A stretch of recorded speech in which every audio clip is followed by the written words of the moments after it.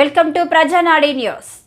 శ్రీకాకుళం జిల్లా పలాసలో గల Bhagyalakshmi paper production ఇండస్ట్రీలో అగ్ని ప్రమాదం చోటు చేసుకుంది. పనులు ముగించుకొని తాళాలు వేసి అంతా వెళ్లిపోయిన కొంతసేపటికి అకస్మాత్తుగా మంటలు చెలరేగడంతో ఇది గమనించిన స్థానికులు ఫైర్ సిబ్బందికి ఫోన్ చేసి సమాచారం ఇవ్వగా హుటాహుటిన చేరుకున్న అగ్నిమాపక సిబ్బంది మంటలను అదుపులోకి తీసుకొచ్చారు. సుమారు 30 లక్షల రూపాయల ఆస్తి నష్టం వాటిల్లిందని చెబుతున్నారు. Paper rolls, film rolls, gum drums, విద్యుత్ పేనల్ బోర్డ్స్, మోటార్ కాలి బూడిదయ్యాయి.